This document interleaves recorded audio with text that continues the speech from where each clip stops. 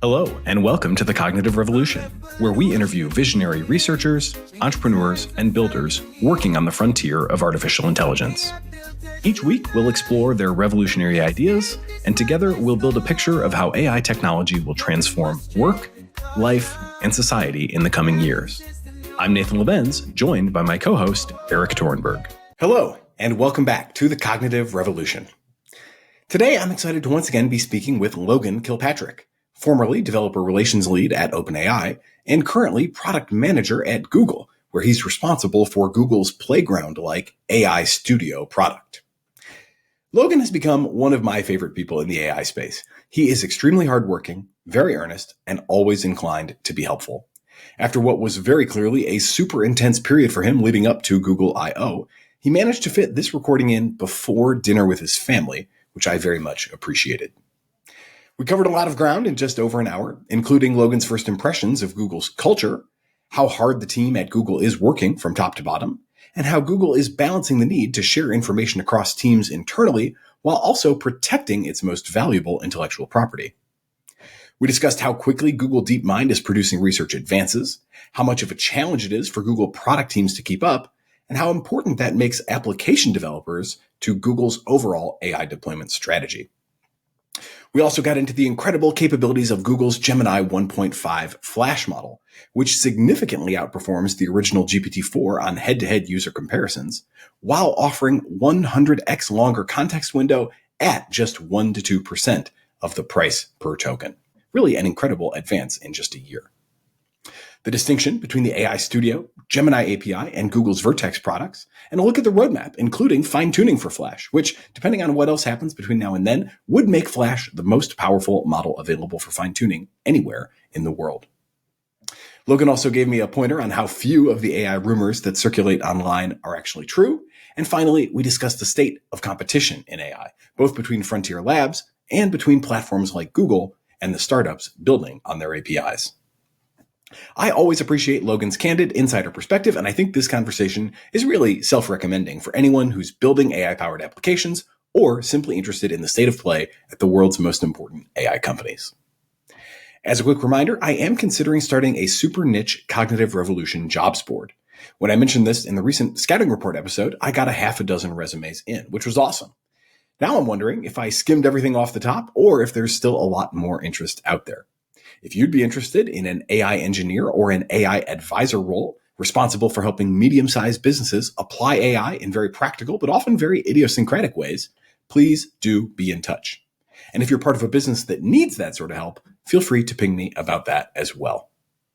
As always, we appreciate it when you share the show with friends. And once again, we humbly ask for your reviews on Apple Podcasts or Spotify, or just a comment on YouTube. One of the most common comments that we get on our YouTube channel actually is simply that we deserve more subscribers and views. So thank you in advance for helping us to spread the word. With that, I hope you enjoy my conversation with Google's Logan Kilpatrick. Logan Kilpatrick, now of Google. Welcome back to the Cognitive Revolution. Thank you. I appreciate it. Lots to cover. I was just out at Google I/O at your invitation, and thank you for that. I think the race is officially on. That's safe to say. I wanted to just take you through a little bit of your experience with Google. Obviously, you've had one of the few people on planet Earth that has seen both of the 1 and 1A or 1A and 1B AI leaders from the inside. So interested to get your perspective on that. And then I honestly just want to do a pretty down the fairway run through of all the stuff that was launched at I/O, all the stuff that you're excited about, help developers get oriented toward the platform. As you well know, there's some complexity issues there historically that I think you're working to help overcome. And then I hear there's some cool stuff, maybe more stuff coming soon too. So maybe we can preview that a little bit at the end if we can time it just right. I love it. I'm super excited. Let's dive in. All right, cool. So first of all, you were not on the beach for long. It was a pretty short time frame between your departure from OpenAI and taking up at Google.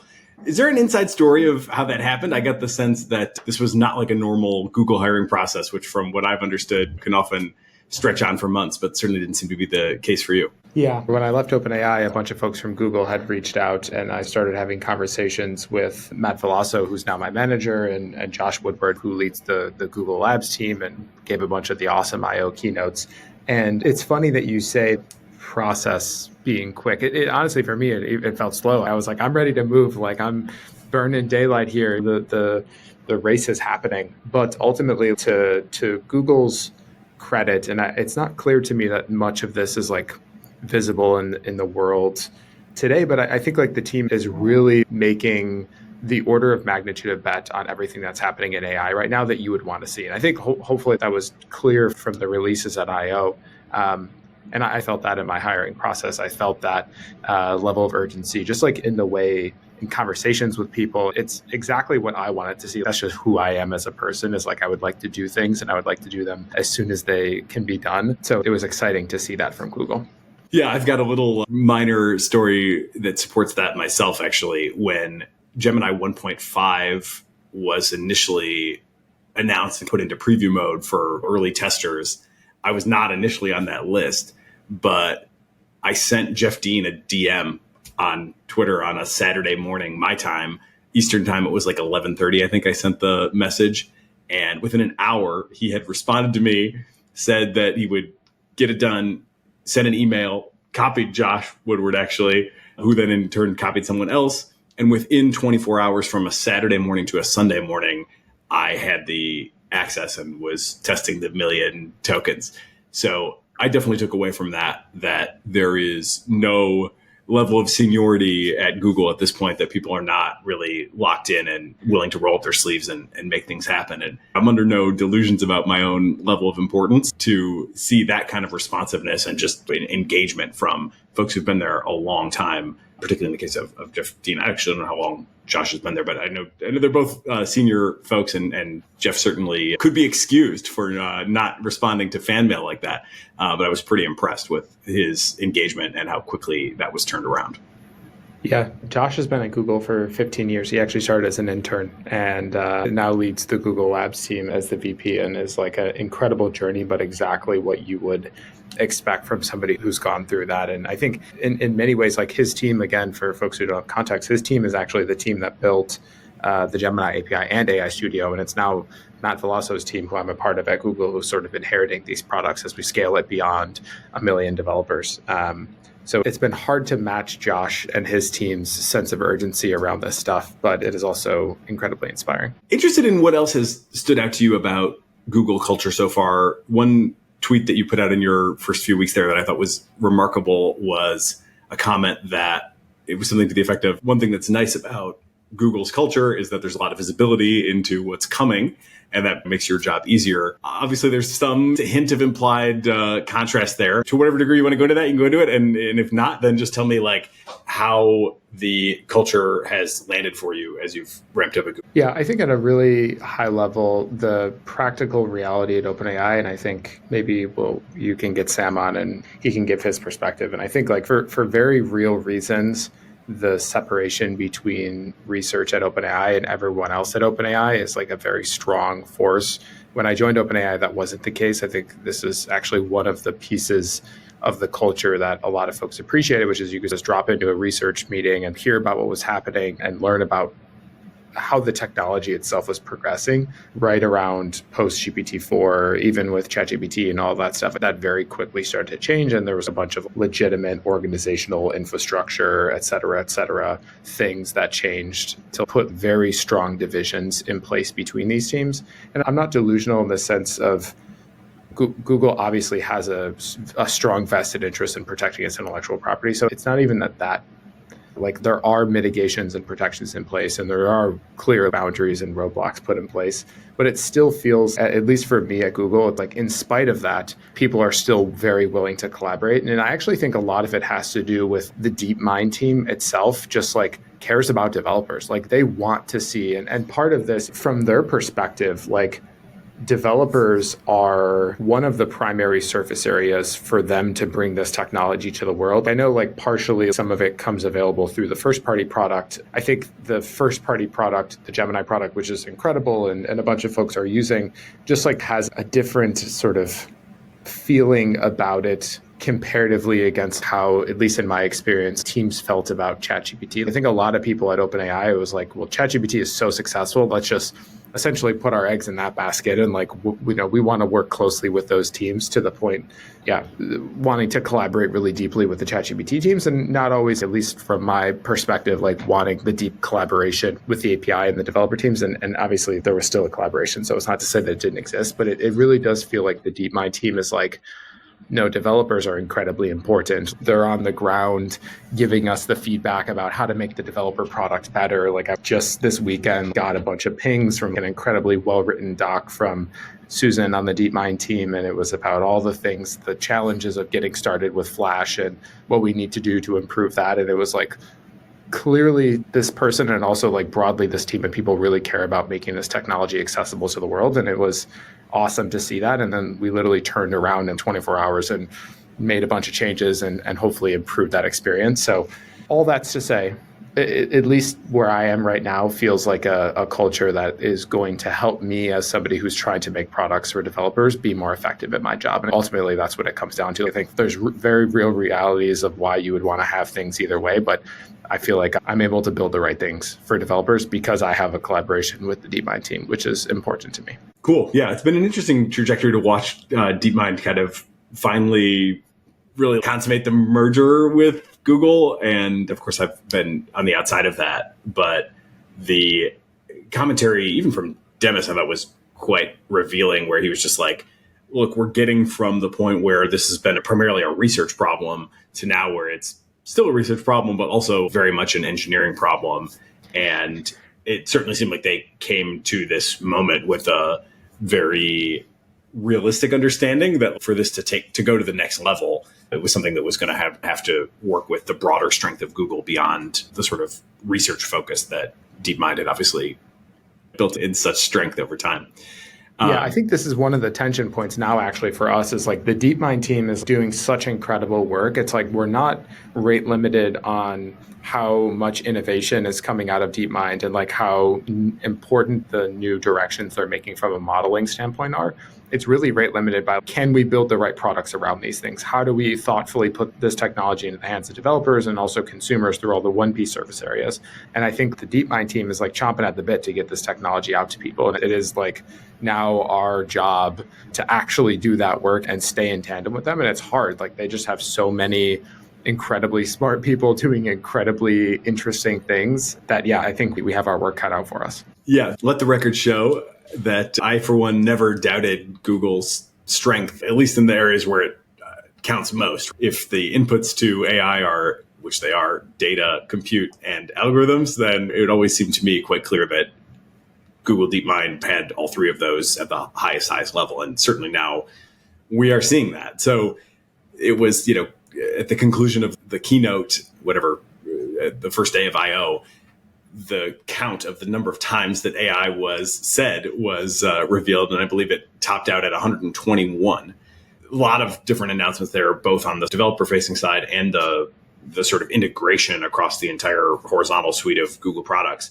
For starters, what are the things that jump out to you most? I assume you guys have some early use of the first-party tools, so if there's anything there that you've had a chance to go a little bit deeper, farther on than the rest of us, I'm interested to hear what you think we should be excited about. And then obviously the API side is your bread and butter.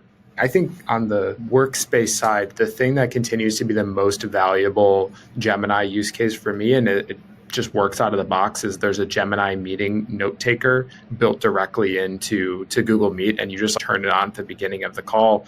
It basically takes notes of the whole conversation, summarizes everything for you, and then also specifically does a bunch of action items and tags people. It's like one of the best workflows. I just do a single button click.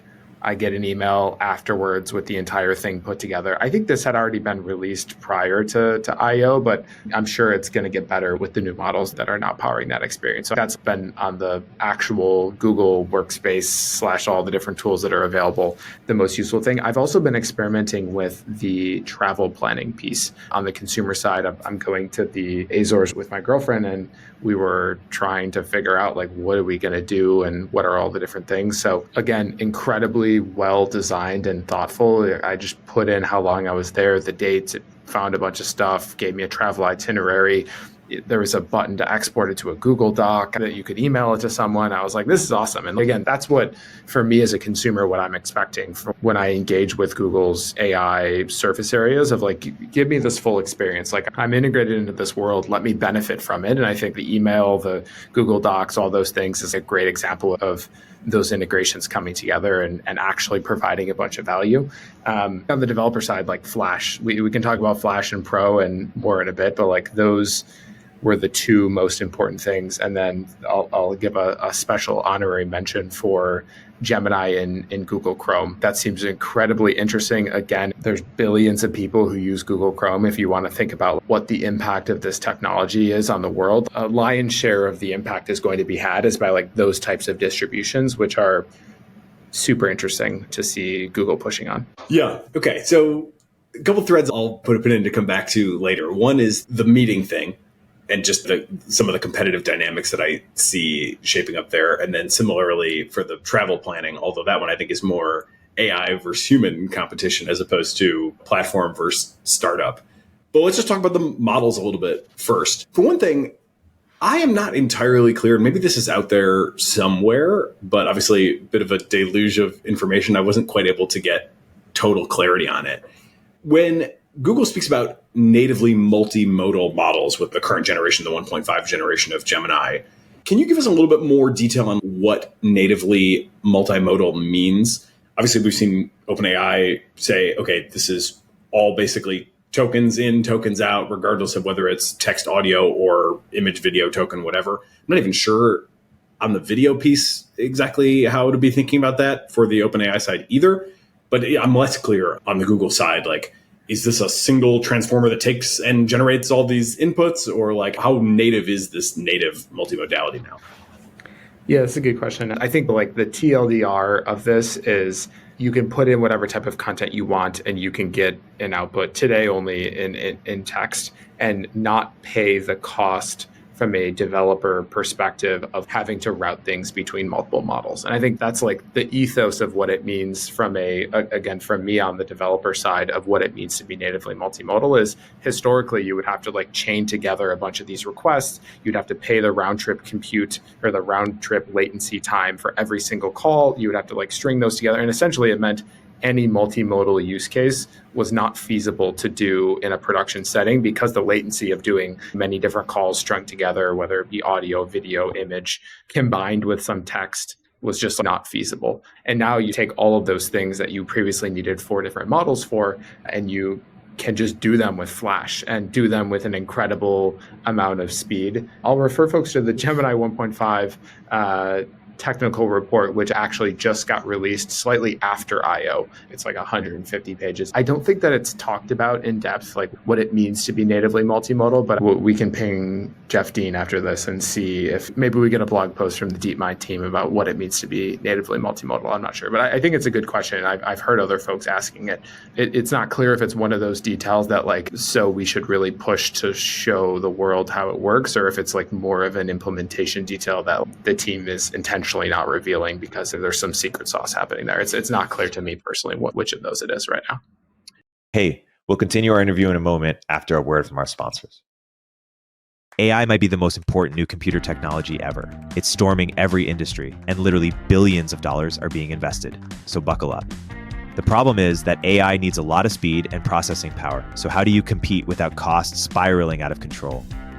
It's time to upgrade to the next generation of the cloud, Oracle Cloud Infrastructure, or OCI.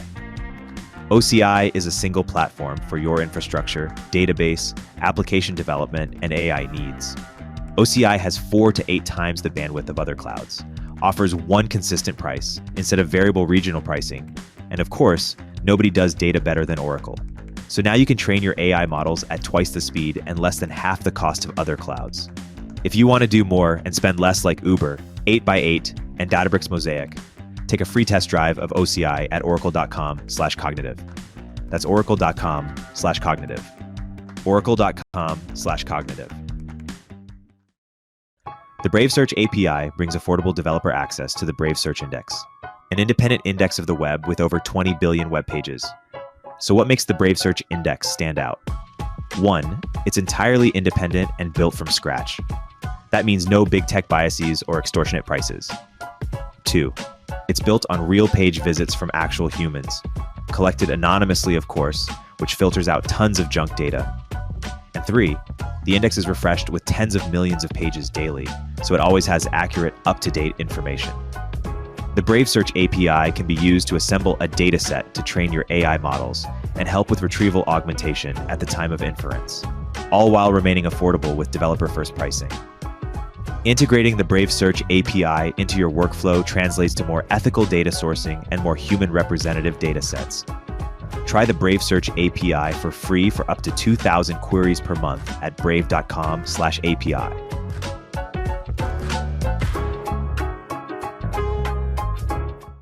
Yeah, I guess we'll be able to tell maybe a little bit more over time just with things like, does it pick up on intonation of audio? If there's like a pipeline and it's transcribing audio and then feeding the text into the same kind of format as regular text, then presumably like it wouldn't notice these things like the intonation in voices.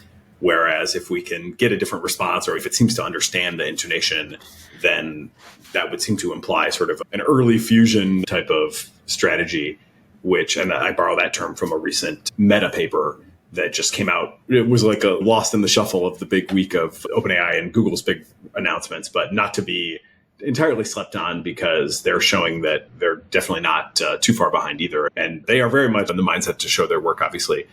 I think this question about can the model understand variances in people's voice and emotion and tone and stuff like that, I think is actually a really good question. I'll follow up. This had also come up a couple of times, and I think this is an important thing to make clear for developers because the actual use cases that you build depend on that, on whether or not the model understands that piece. So I'll follow up. My understanding is that it might, and it maybe is limited to certain context or certain aspects of that, but I'll follow up.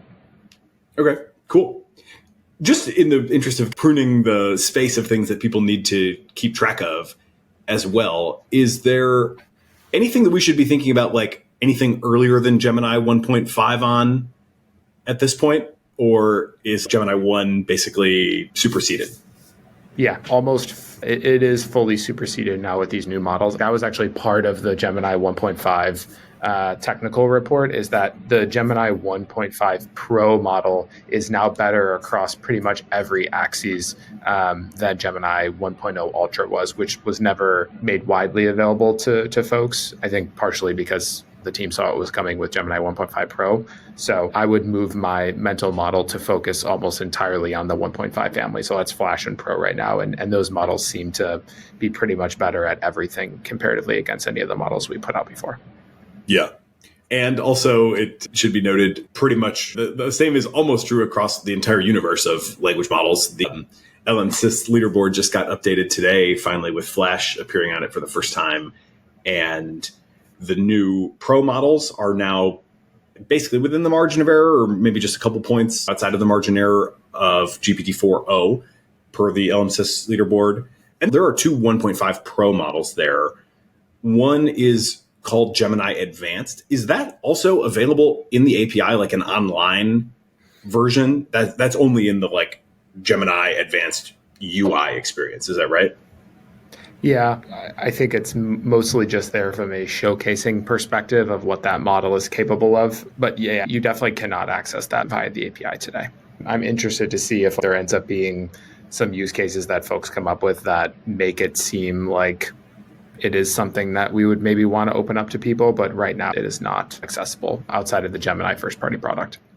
Reading all of the docs and knowing with a little more clarity exactly what's going on out of the millions of tokens of documentation would be the first place I would go.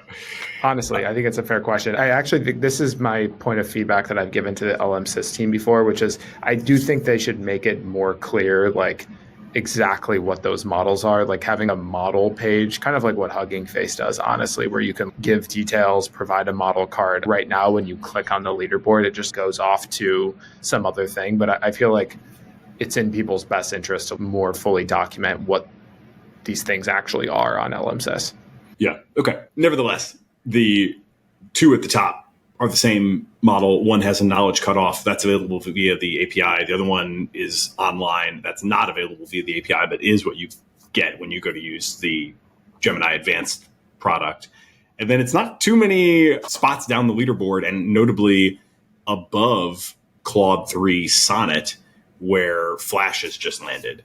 And that is pretty impressive given the price point, and also the fact that both the Flash and the Pro model have the million token context window, with 2 million coming soon, and talk of from 15 of infinite context. I wonder if you have any perspective on this that's new. This is a bit of an aside, but obviously intellectual property is like super valuable. We're in this general period of closing.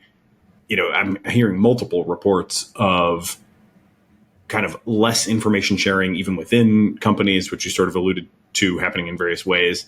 And then I see a paper like Infini Attention, if that's how they're pronouncing it, that was out of DeepMind recently, where they show a really elegant, it looks more like a state space kind of equivalent, where there's this like fixed size element that is still like referred back to with attention, but is like constantly updated and can handle, in theory, like up to infinite attention. And then there's like the more recent sort of sliding window. I'm surprised that something like that gets published. And I wonder if you have any insight or perspective on why some things that still seem like they're like top-notch IP are coming out despite this sort of broader closing of sharing. It's an interesting question. A couple of reactions. One, I have no specific knowledge about this individual paper. Broadly, I would assume part of it is theater. I would assume part of it is wanting to give folks the credit that they deserve for doing some of this work, which is like an important part of the scientific process. I think part of it is, again, on the scientific process side, like folks wanting to get these ideas out. And again, I don't know for this specific paper if it's like this thing is verified and is like the clear path towards scaling to infinite context, or if it's more of like, hey, here's an idea that might work and it's intended to like foster conversation with people in the ecosystem. I think there's a lot of reasons to publish stuff like that. And strategically for DeepMind, like, again, they need to attract the world's talent. There's a lot of academic talent that's out there that care about the stuff that's being published from a paper perspective. So I think there is an economic reason why it might make sense to publish, even if in some sense you have to give up some discovery and it's no longer a trade secret or what have you. I think all of those things are at play. I would also not underestimate the value of, or the reality of like what is actually new versus like someone has already figured out and like they know someone else has figured this thing out based on what someone said or specifically didn't say in another paper. So like the calculated calculus on this could be that it's clear to the DeepMind team that someone has already figured something else out that's very similar to this, unless even though they haven't said it in this very specific way, it's not actually brand new, or it could be completely brand new. And they're like, this is the most incredible thing ever. We need to share it with the world. I honestly don't know, but I think those are the things that I would think through if I was in that position. Yeah, a lot of considerations, to say the least. I try not to put too much stock into the rumor mill, but I had heard that the DeepMind team had some impressive results with state space model type work internally and hadn't published it. And then Mamba happened at the end of last year. And then maybe it was like, we might as well bring this out. And I could also very well imagine that's not the best, thing that Google has up its sleeve at this point as well. Nathan, if I can impart anything on you, it's that the number of the rumors that are true is so small that it rounds down to zero. Most of the rumors that you read are totally nowhere close to reality. I don't know in this specific instance, but when I had some specific knowledge that people were rumoring about online at OpenAI, and it was never true. So I guess before returning back to Flash, which is definitely something I do want to dig in on a bit because it is super impressive, how would you advise developers who are obviously trying to figure out what to build and like where to go, and they're trying to gauge like, am I going to get enabled by or steamrolled by the next generation of things coming out from the frontier developers? Should they be trying to zoom out and take like a higher level perspective, or are there like trusted sources you would recommend? I mean, people are not going to stop asking these questions, right? In the absence of something, we're back to kind of the rumor mill, right? Yeah. It is important that folks continue to ask the questions. I think it's just worth considering and having a very skeptical take on all the different rumors, like really thinking about it from first principles. I think on the comment of like, what should developers be thinking about? What makes me excited about Gemini 1.5 Flash? To give a little bit of context, OpenAI released GPT-4 March of 2023. I was sitting with Greg in the weeks leading up to that launch and going over the demo that ultimately became him drawing on the napkin and doing that whole experience. And I think when I first saw that happen and when I was playing around with the technology, I was like, oh, this is here and this is going to have an impact right now. And I think the very real reality is until Flash came out, the natively multimodal whole like echelon of vision use cases was not actually possible. I gave a talk at the AI Engineering Summit the middle of last year, and I said that 2024 was going to be the year of multimodal models. And I think that's actually turning out to be 100% true. And again, the thing that gets me excited about this particular moment is the vision use cases were literally not possible before across a couple of different axes: cost, latency. The most vision use cases actually turn out to be people putting in a picture and saying like, tell me about what's happening in this specific location or where this specific object is, or et cetera, et cetera. Those are most vision use cases in production today. And again, those weren't possible before. Flash outputs, actually, you can get the model to output a bounding box or multiple bounding boxes. So you can say, hey, where is this thing in this image? Tell me where it is. And that makes this whole, like, there's so many custom image segmentation models that are out there, all this stuff around like automating, clicking through UIs and stuff like that were literally not possible before. The model, like the vision models that were out there, the state-of-the-art vision models, had no understanding of the spatial relationship and how that act, and like the coordinate plane of like where things were. And that's now possible. And also, as somebody who invests in AI startups and looks at this whole space very holistically, like there's just so many new things that are going to be created because of the Flash models. Been like, just as a fan of the technology, not even as, again, it's hard to de-bias myself now being at Google, but like I really do think it's this like very special moment that it's not actually super clear to me that like widely the developer community sees this opportunity, partially because I think there was these huge expectations for all the vision use cases and like none of them have really panned out to any interesting degree. And I think that's, again, finally just starting to change. Yeah, it is pretty amazing. The first thing that I've done with it that really impressed me, and I did go head to head on this with other frontier model developers' offerings, was to the degree I could, actually, because I couldn't entirely do this.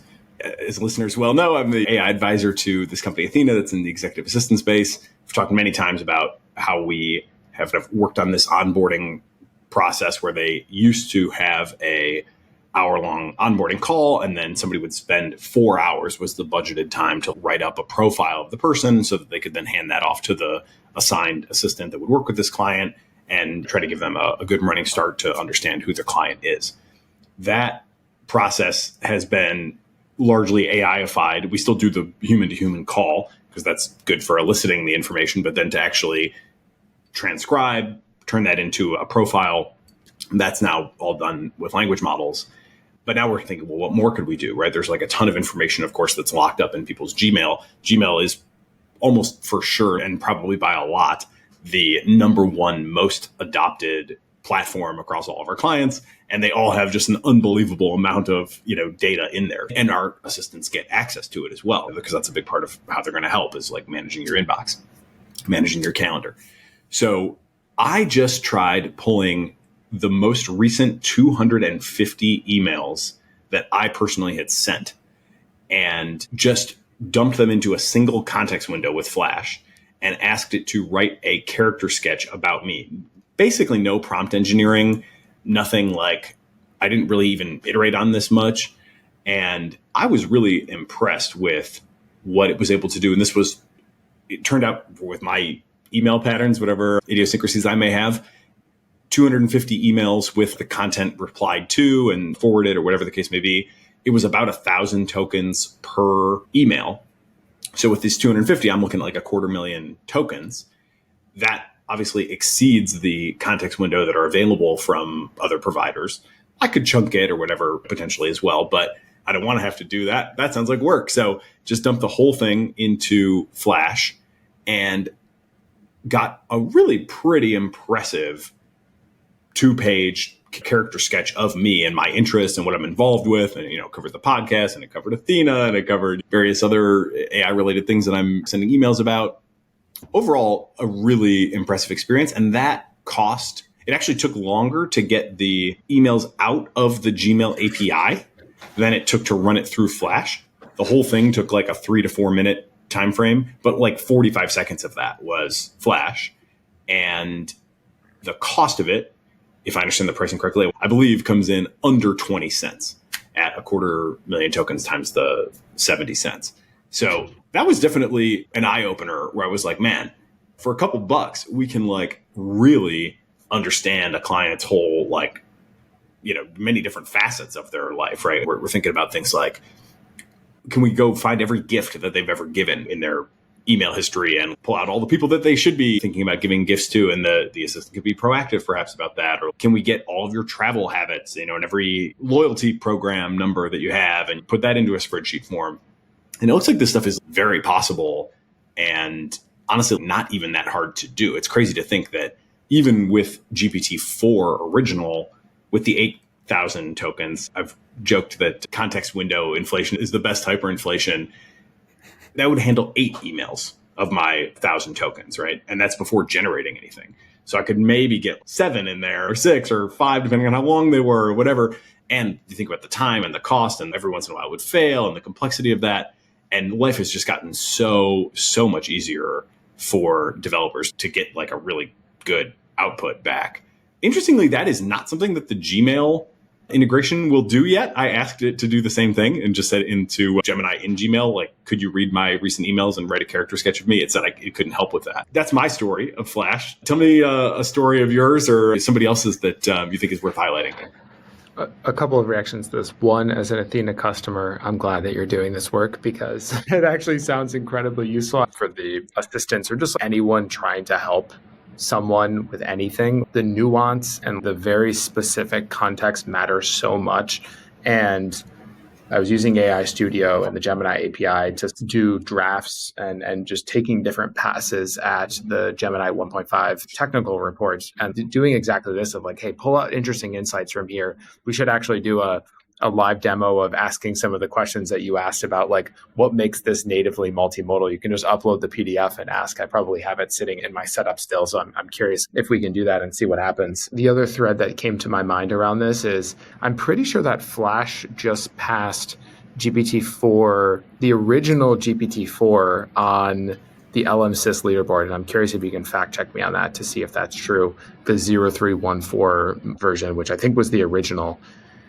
That model was $30 per million input tokens. And 1.5 Flash version is now 35 cents for under 128K tokens, and then 70 cents after that. For a model that's just as intelligent, for a model that is more capable. And I say all that not to compare these two, but also just like back to the thread of the conversation of how should developers be thinking about this technology? Like that trend is not going to stop. That trend of the models becoming faster, smarter, cheaper, more capable, being able to infuse even more AI into the products and services that people are building is going to be the path that we are very clearly on. And I was in another call earlier today and was talking about the tools and how people are using AI as a tool and how in many ways people are taking AI today and being like, oh, I'm going to put AI here and I'm going to put AI here and I'm going to put AI here. And the actual like future outcome of this technology is like the AI is going to be everywhere. Your product is going to have AI infused and AI is going to be one of the primary interfaces of interaction with your product. And not enough people, I think, are thinking to that order of magnitude and that level. And partially it's because like, the technology is not actually there yet. So I have empathy for that. But I think like having that in the back of your mind of what that world is going to look like and what is your specific product or services perspective in a world in which AI is everywhere, and it is, as the saying goes, too cheap to meter. Intelligence, it'll be too cheap to meter because there's so many things that are being built with it. It's useful to think about. I think the really quick comment about what I've seen people building with Flash, I would be really interested to see, and I think I've seen some demos actually from folks who we were at I.O. with around what does an open Astra look like? Like the demo that Google did and the DeepMind team did with putting on the glasses and being able to ask questions. I think you could probably recreate a lion's share of that demo just using the 1.5 Flash API. And people were all talking about, is Google Glass back? You can go buy that similar hardware like that, just like off the shelf for probably a few $100 and either connected to one of the open Gemma models or connected directly to the Gemini API and make that workflow work for yourself. So it'll be really interesting to see how that actually plays out. It's on my ever-growing to-do list to buy a pair of glasses like that and try it out and see if I can recreate the demo myself, like just using the API. And again, my instinct is yes. Hey, we'll continue our interview in a moment after a word from our sponsors. Hey all, Eric Torenberg here. I'm hearing more and more that founders want to get profitable and do more with less, especially with engineering. Listen, I love your 30-year-old ex-FANG senior software engineer as much as the next guy, but honestly, I can't afford them anymore. Founders everywhere are trying to turn to global talent, but boy, is it a hassle to do at scale, from sourcing to interviewing to on-the-ground operations and management. That's why I teamed up with Sean Lanahan, who's been building engineering teams in Vietnam at a very high level for over 5 years to help you access global engineering without the headache. Squad, Sean's new company, takes care of sourcing, legal compliance, and local HR for global talent so you don't have to. With teams across Asia and South America, we can cover you no matter which time zone you operate in. Their engineers follow your process and use your tools. They work with React, Next.js, or your favorite front-end frameworks. And on the back end, they're experts at Node, Python, Java, and anything under the sun. Full disclosure, it's going to cost more than the random person you found on Upwork that's doing 2 hours of work per week but billing you for 40. But you'll get premium quality at a fraction of the typical cost. Our engineers are vetted top 1% talent and actually working hard for you every day. Increase your velocity without amping up burn. Head to choosesquad.com and mention Turpentine to skip the waitlist. Omneky uses generative AI to enable you to launch hundreds of thousands of ad iterations that actually work, customized across all platforms with a click of a button. I believe in Omneky so much that I invested in it, and I recommend you use it too. Use CogRev to get a 10% discount. Yeah, it seems like if in the immediate wake of GPT-4 was sort of the agents craze, and then it was sort of, okay, well, maybe not quite yet, but we can see where this is going. Now it seems like with the ability to watch the screen and for things to be cheap and low enough latency, it seems like the proactive coworker is the new thing where I'm seeing like a ton of that popping up, whether it's obviously we've got the ChatGPT desktop app in limited rollout, and Astra, and Pietro made a demo at the airport, simple version, obviously, but it was impressive to see how quickly he was able to put even a simple version of that together. What do the specs look like on that I haven't benchmarked this extensively myself yet, but for Flash, how should people think about like time to first token and token per second type of metrics? Because like with the thing that I did with the 250 emails, 250,000 tokens, and it generated 2,000-ish tokens in response, and that took like about 45 seconds. So that's on the one hand extremely fast, but on the other hand, probably I shouldn't put that much context into my it wouldn't be fast enough to do it like on a sort of proactive, suggestive basis. Are there any like rules of thumb or just guidelines for how fast we should think about these things as being given varying amounts of context? Yeah, it's a good question. Latency continues to be a challenging thing to articulate to an external audience because there's so many confounding factors of like, what does latency actually mean? Like the current load that the server is under affects latency and time to first token. Like it varies by day. There's historically across usage patterns, different times of the day have different peak loads, which then impacts latency. There are all these like weird effects. Back to the comment that I made earlier, I think this is actually something that I'm hopeful that LMSYS, and in absence of LMSYS, I think somebody else should do this. Like, how can we make a benchmark that is actually representative of all of these trade-offs? Like, as me as a developer, as you as a developer, you're thinking about how to use this technology. How can we actually calculate into these benchmarks, not just the human preference scores, but also like what the cost is for 1 million tokens and what the latency looks like, and coming up with a scientific way to do that, or even just a simple interface where like I as a developer can say, here you have 3 little sliders, and the 2 things I care the most about are latency and cost, and you know what, actually intelligence doesn't matter that much to me, or vice versa. Whatever the different axes are, letting you tweak those and getting some sort of output of like, here's the model that I should be choosing based on those things, I think would actually be incredibly interesting to developers. And again, I'm biased, but I don't think that the ELO scores for Flash are actually representative of how transformative it's going to be for developers, because it's tied for like 9th or something like that. But it's also 10 times cheaper than a bunch of similarly capable models, and also multimodal, and also et cetera, et cetera. So it's really interesting to think about that. That's the thing that keeps ringing in my head. I do think we probably need to put out a little bit more guidance around latency. My instinct is it's 3 times-ish faster in a bunch of use cases that I've tried than Pro. But I've almost like fully moved over a bunch of my daily AI use to Flash. And it seems to be like just as capable in a lot of the use cases that I'm messing around with it on. Yeah, that's interesting. The fact that you're doing that as a first go-to is definitely pretty telling. The numbers, for what it's worth, are the ELO score for Flash right now is 1232, and that is just under 50 points ahead of GPT-4 0314, the original.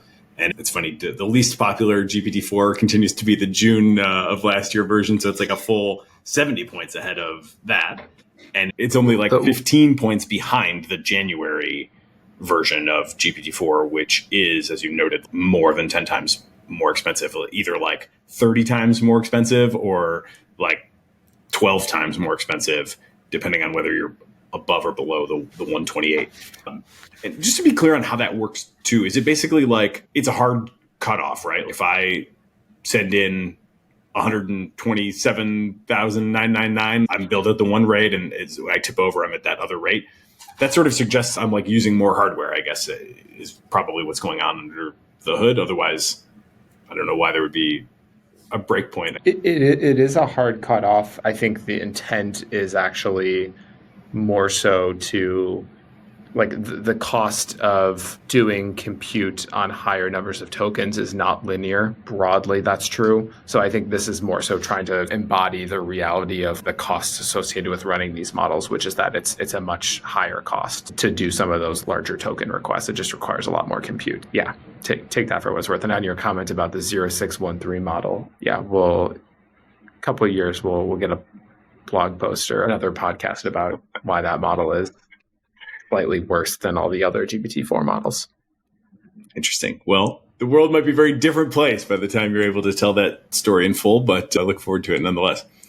When you guys are building internally at Google, and I know you're not exactly doing this, but like the things that we saw, Astra, for example, out of the labs group, are they basically building on the same thing that we as developers either are now able to build on or like soon will be able to build on? Is that basically a dogfooding exercise?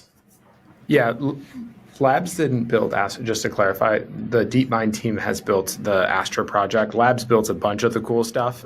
Okay. I think there's like very specific circumstances where they might be like running their own stuff, but actually there's many thousands of internal teams that build directly on the Gemini API. Like the same API that we make available to developers is the same API that teams use. I think the only delta, the reason why teams might not use those models out of the box is like they need some custom post-training data that's not represented in the existing models that are available through the API. And again, if that team has the muscle and the resources to go and do custom post-training, then they might go and do that to make, this is just a made-up example, but like the maps team, if the model doesn't have enough maps data and for some reason there's a bunch of use cases that would require that, if they had the resources, they might go and build off of the base model and go and post-train their own version for some specific use case.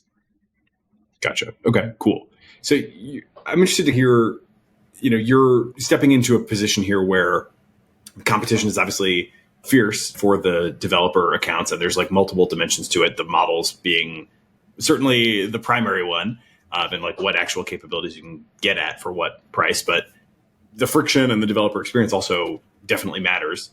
I will confess to having been confused, certainly at times, in terms of like, where do I go for what within cloud versus Vertex versus AI Studio? If you actually have the Gemini 1.5 technical report loaded up and you want to just do the walkthrough in the AI Studio, that would be, I think, a useful exercise. Let me switch over to my Gmail account and then I'll do it from there. Okay, cool. So I can see your screen. And yeah, maybe just give us a little bit of like context for what this is and how it relates to other flagship Google properties. I'm not clear on, is this a sort of playground type of environment, but when I actually want to go to production, I need to switch over to Vertex still? Or what is the sort of overall developer journey that folks are supposed to go on, and how does this fit into that?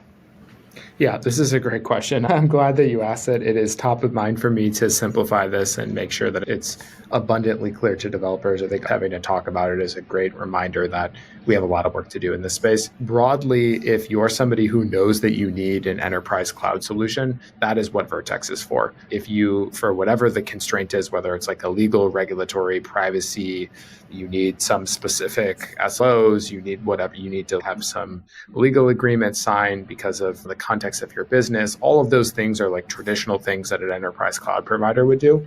And you can get all of those things from Vertex. And I think it's the right place to go if you need those things. If you're just a developer who's like, I need to build AI into my startup, I want to use Flash, I want to use 1.5 Pro, there's two things that you need to be aware of. One, AI Studio is sort of the interface to get started with this technology. You can do a bunch of prompting, which we'll do here in this UI. It's essentially just a playground. You can get your API key. You can do a couple of other things like make a tuned model, which you can also do through the API. So this is where you would get started with the technology. You can also just go to ai.google.dev where our developer documentation lives. Again, you'll still need to use AI Studio to grab an API key for the API. But you can go to production. You can scale in production. We support, like, again, similar, the mental model that I give to people is like, there was OpenAI and there was Azure OpenAI. For us, we have the Gemini API, and then we also have the Gemini API available in Vertex, which is our enterprise cloud solution. So you can choose either of those. There's very real reasons you would want to use either. For most developers using enterprise cloud solutions, there's a bunch of friction involved for good reason. So they tend to go with the less friction option, which is, in our case, AI Studio and the Gemini API.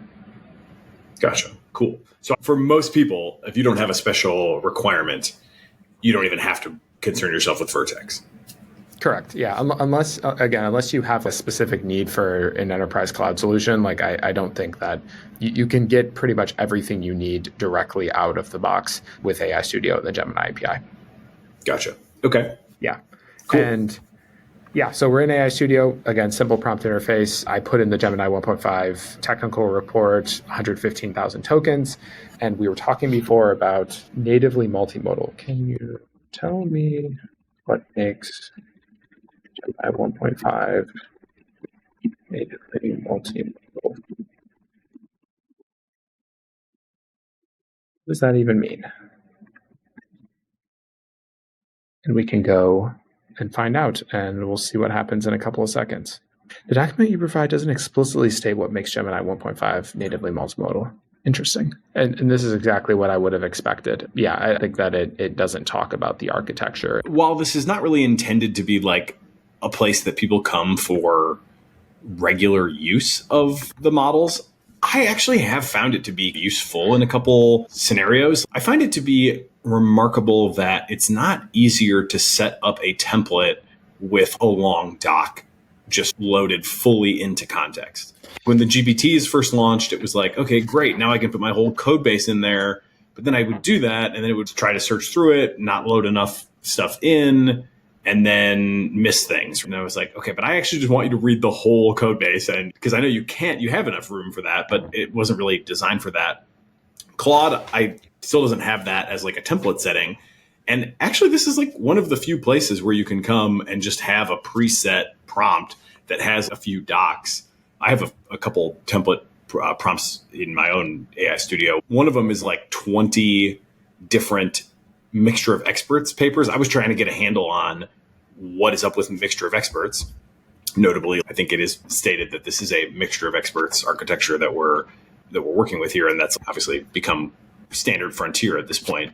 So just trying to get a handle on that, it was like, I'm going to have probably however many rounds of back and forth on this to try to educate myself, and just loading in those 20 papers. It's funny, like that's a pain in the butt, but the ability to just save that here as a preset is actually pretty useful and has me coming back to it occasionally as like a retail customer, even though that's not something I'm like trying to productize. Yeah, it is interesting. I think part of the context is that the AI Studio product has like the DNA and the roots actually in the consumer. It was originally called Mobile or Maker Suite, and it was about like building automation flows and things like that. And it ultimately got transformed into AI Studio, which is this sort of playground product. But I think a lot of the initial DNA was more of a consumer product, which is interesting. And I think very clearly the direction that we're pushing in is like towards a developer product. But I do think that part of the magic of this is like, and actually to your comment about email is like something that we've thought about like, you know, ultimately we want people to be able to see that this technology is useful. So being able to import a bunch of your emails and use Gemini directly through this interface has a potential to be really useful to people. I think the balance to strike is like, we don't want to make this too much of a consumer product. Like ultimately what matters is developers building stuff with the API. So we don't want to over incentivize people to come to AI Studio and do all their AI workflows directly inside AI Studio. It would be quite the accident of history if that continued to be the thing. Let's do a couple rapid fire ones. Let's do it. Okay, just roadmap then. The VO, should we expect that to be kind of a slow rollout a la Sora, or is that something folks will actually be able to build into products in the like not distant future? It's a really good question, and I honestly don't have the answer. My expectation is that the tooling is actually pretty robust, that part of VideoFX that the labs team and other contributors have built. So I'm not 100% sure on what the rollout looks like, but it seems like a very distinctly different product / rollout strategy than Sora, from my understanding and from hearing Josh talk about it. Okay, cool. I'm on the wait list. If you could put in a good word for me, that one is definitely a priority at Waymark. How about on the rounding out the suite of tools a little bit? Obviously, as you well know, OpenAI has the Assistance API that kind of brings an integrated RAG component as well as like a tool use thing into a single product. As far as I know, there's not like a RAG element. There is tool use, but it doesn't seem like it's been emphasized very much. So what's the future of those things? Will there be like a packaged up version?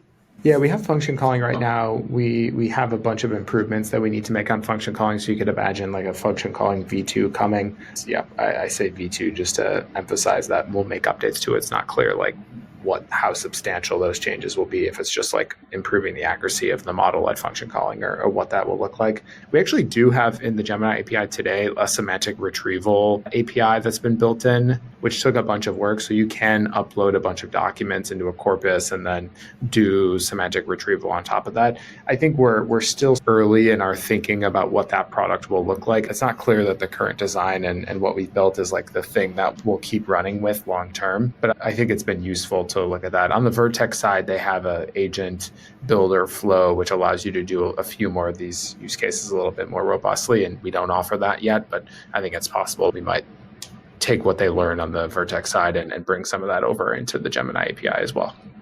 Okay, cool. That's interesting. What about fine-tuning? I know there are like some things that can be fine-tuned. Like what can be fine-tuned? I can't fine-tune like 1.5 Pro, can I?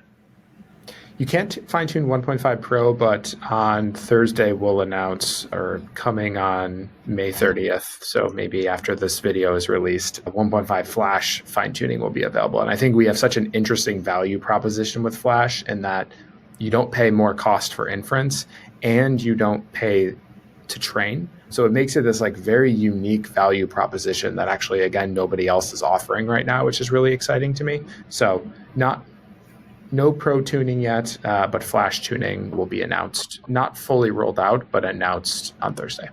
Wow. Okay. That's interesting. Should we think of that as the same? I think fine tuning is like very much a point of confusion, right? Like I tried at one point trying to fine tune OpenAI models to write as me. That turned out to be not viable. Currently, the best write as me solutions, one I would say is probably Claude Opus. And I should try again with the latest date stamp of Gemini 1.5 Pro, because that was the thing up until Opus. But like, how should we think about fine tuning? My general rule of thumb is like, if you're narrowing in on a task, you can use fine tuning to dial in exactly how you want it to behave for a specific task. But then you have to make sure that you're controlling inputs and outputs effectively. You lose the generality. If you want to do something sort of ad hoc, like write as me, summarize all these documents or whatever, there you're probably just better context stuffing. How would you refine my understanding of that?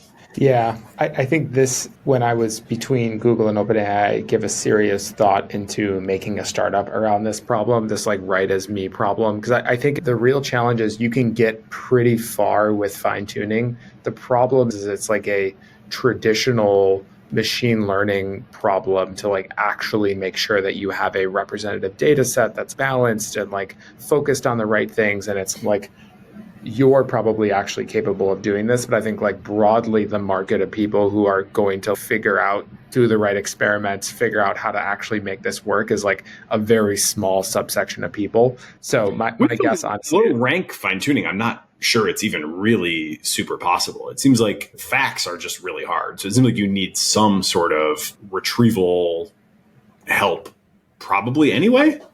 I think it's both of those things. And I also think it's like synthetic data magnification, stuff like that. Like a lot of people just don't have enough content to actually, like, you need more examples to make the model really good at what it is, and like being really thoughtful about what you're doing with fine tuning versus what you're doing with RAG. Yeah. Okay. That was definitely tricky. I'm not sure if I'm capable of it or not. I maybe gave up too soon, but I didn't succeed.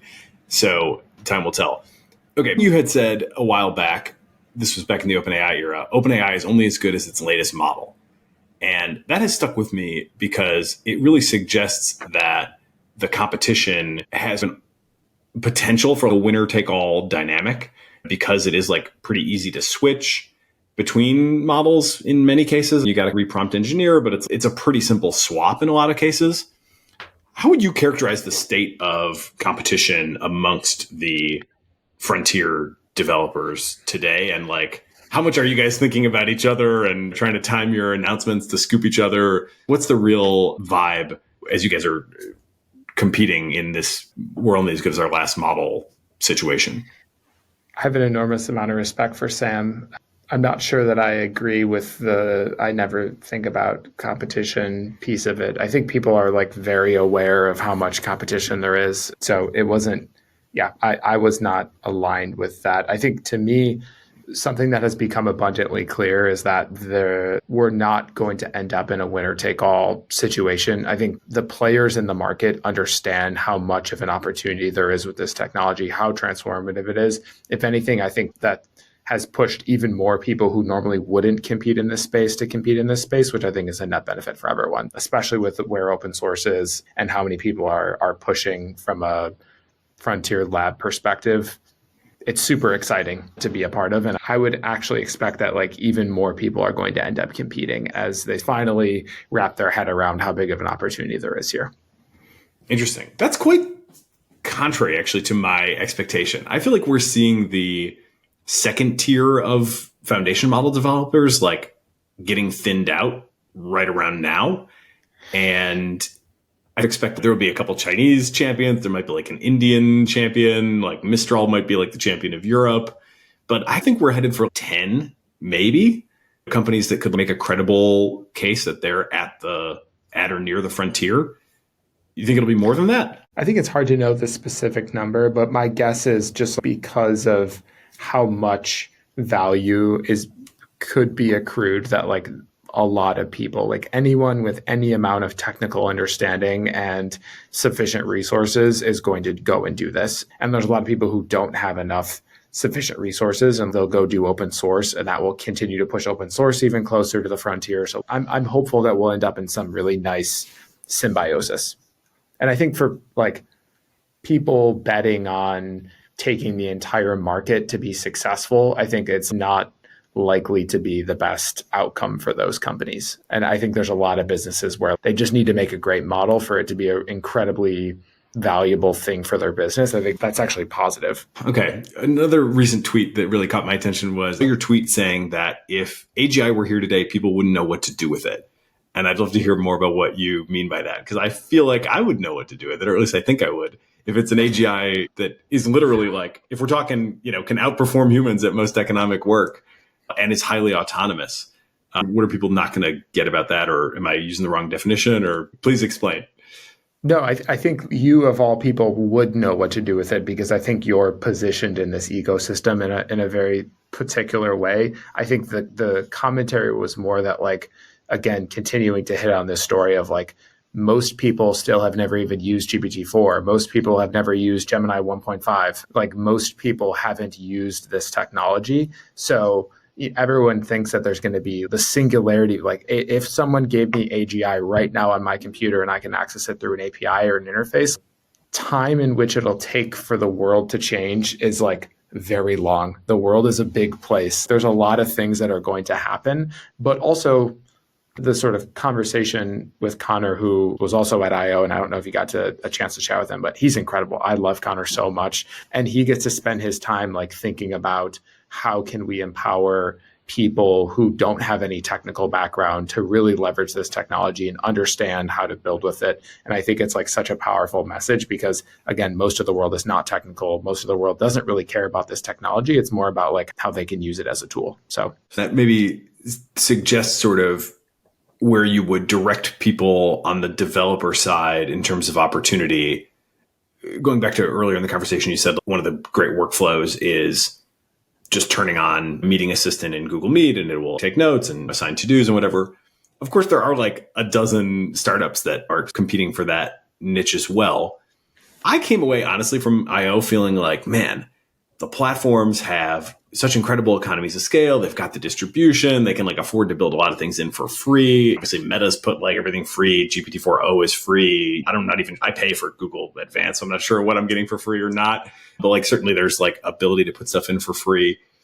How do you think developers should be strategizing for what opportunities they can pursue that like Google won't pursue, or can they out execute? It seems like distribution is going to be a really hard uphill battle for any of these like meeting note takers going forward, right? But it wasn't that long ago that would have been considered like a frontier, like, oh my God, like, yeah, Google's not going to do this anytime soon. But I'm old enough to remember those days, and they weren't that long ago. So how do I stay ahead of that wave and not get crashed over by that wave? I think the distribution piece is definitely one of the advantages that larger companies have over startups. I think the real reality for startups, and I've felt this myself now having sat in many different seats in my life, is like there are so many inherent advantages to startups, which, now being in a large company again, like I would beg to have those things as advantages again. The fact that you can have a very small focused group of people who are just going to go and execute and build and do that. And you don't need to, every additional, however many people you have introduces an, again, additional amount of coordination overhead. And if I was sitting in a startup today, I would be smiling with my grin extremely wide, thinking about how I can go and compete against some of the large companies that are out there, because there's just so much opportunity in the ecosystem. There's so much to be built. There's so many new things that were not possible before that are now possible with LLMs. I think the important thing is, again, it's very possible that all the meeting notes takers are going to do really well. I think they're actually incredibly well positioned to become one of the first agents/assistants that like actually help you go and do work. Like they're in the meeting, they have the context. Like having the context is like half the battle. I'm not only in Google Meets, but I think there's a lot of people who are across many different platforms, across Teams and Zoom and Meet and other things, and being able to have a tool that maybe does all those things is incredibly useful. So there's a lot of different edges. And again, the value isn't in just doing the integration and taking the notes, but like also in what you do after that and how much you can automate away. Like if for some reason I had a system that was able to draft up a bunch of emails after a meeting and say, here, let me go and ping these people for you. And I can just go and check and send those emails off. That's a distinctly different competitive advantage than what's being provided today. So there's always more that can be done. And I think, again, as I've said this many times in different places, there's never been a better time to be a startup building in this space than right now. Like this technology, like everything is up for grabs. Well, I think that's a great concluding note. You want to share anything else that we didn't get to? Yeah, I'm on Twitter. Folks can get a hold of me there and see all the things that I'm thinking and sharing. And I'm appreciative of you having me on for a second time, Nathan. This was a ton of fun. Hopefully I'll see you sooner than Google I/O next year. Looking forward to it. Logan Kilpatrick, thank you for being part of the Cognitive Revolution. I love it. Thanks for having me. It is both energizing and enlightening to hear why people listen and learn what they value about the show. So please don't hesitate to reach out via email at tcr@turpentine.co, or you can DM me on the social media platform of your choice.